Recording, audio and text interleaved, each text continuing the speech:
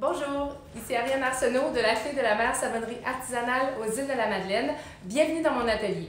Aujourd'hui, je vous présente la fabrication de notre savon d'eau salée et comme son nom l'indique, il est fait avec de l'eau de mer des îles de la Madeleine. Donc, dans mon chaudron ici, j'ai une base d'huile de noix de coco et de beurre de mangue, ainsi que des huiles d'olive, de l'huile d'abricot et d'amande, de l'huile de chanvre, de l'huile de jojoba et de l'huile d'argan.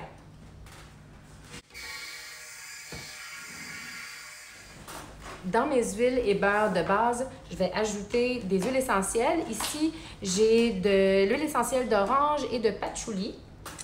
Je les mets directement dans ma base d'huile. Et là, je vais aller mesurer l'arbre à thé et la lavande.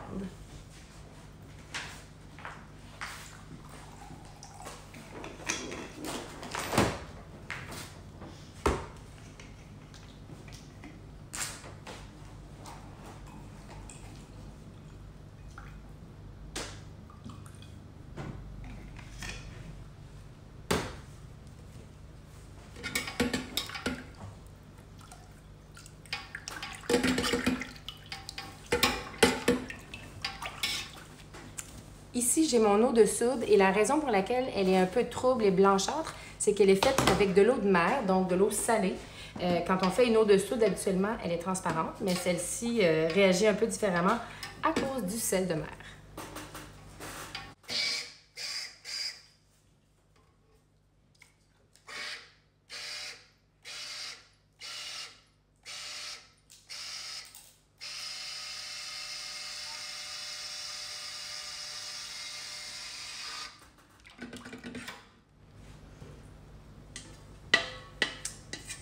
Avec une spatule, je vais vraiment tout chercher mon eau de soude puisque pour faire du savon, le ratio d'hydroxyde de sodium est calculé de manière précise entre les huiles qu'on a inclus et l'eau de soude. Donc, chaque huile végétale a besoin d'un indice de saponification différent. Et c'est très important pour la réalisation de chaque savon.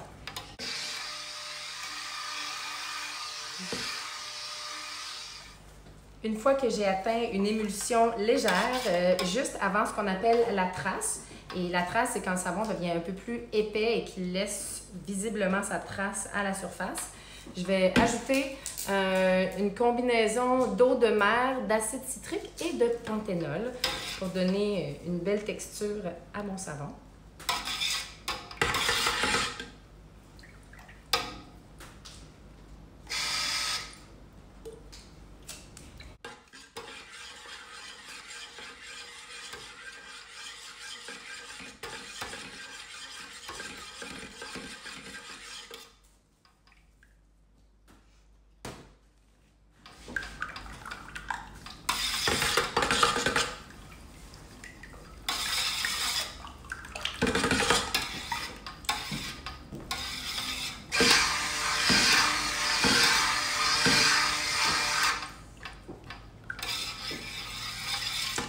Et je continue à brasser comme ça, un peu à la main, un peu en faisant des pulsations avec mon pied mélangeur, jusqu'à ce que j'ai une trace médium.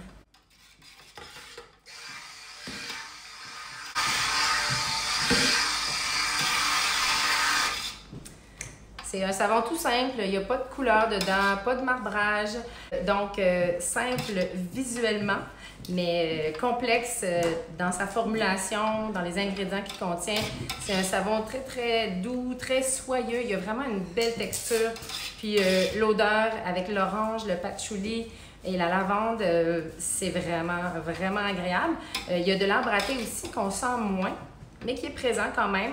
À petite dose, j'aime l'arbre à thé, mais j'aime beaucoup le mélanger à autre chose parce que son odeur tout seul n'est pas ma préférée.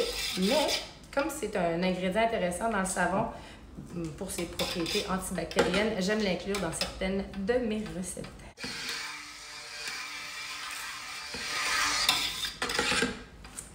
Et voilà, on a une trace assez épaisse pour couler.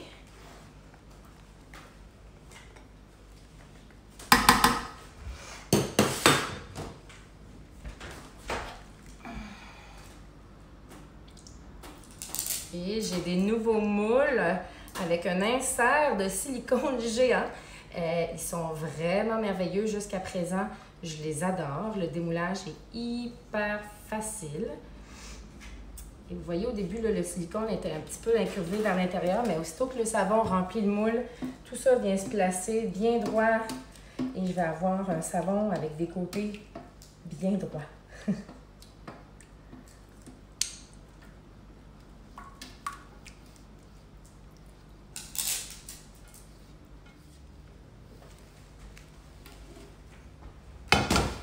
Je m'assure que mon savon soit au même niveau partout, alors c'est pour ça que je le brasse un peu.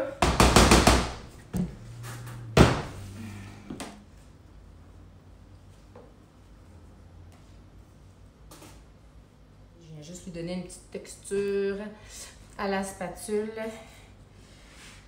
Voilà, j'aide à aller porter la pâte à savon vraiment dans les coins du moule, parce que des fois c'est un peu plus difficile d'avoir un bon niveau. Puis quand on arrive à l'emballage, ça nous aide à trouver quel côté est le dessous et lequel est le dessus. Voilà. Maintenant que le savon est fait, je vais le couvrir jusqu'à demain et on va être de retour pour le démoulage et la coupe.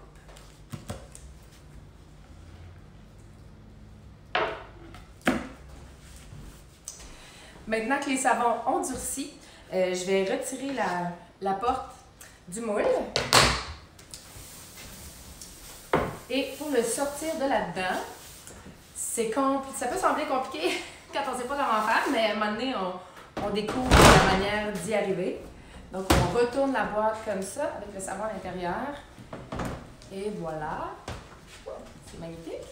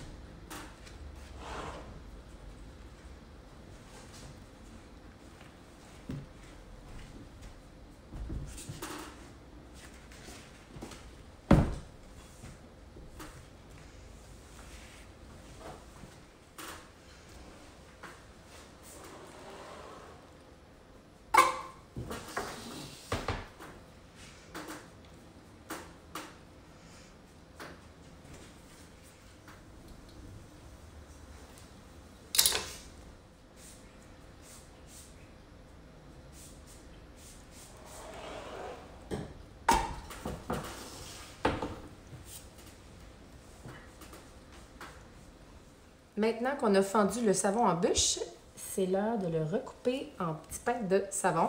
Le format final, finalement, que vous allez retrouver en tablette.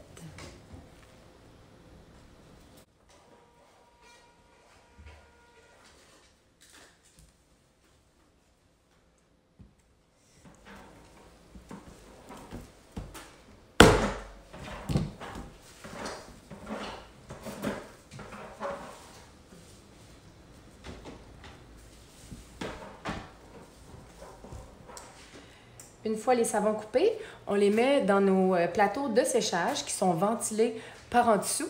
Donc, on n'aura pas besoin de les retourner là, après la moitié du temps de séchage.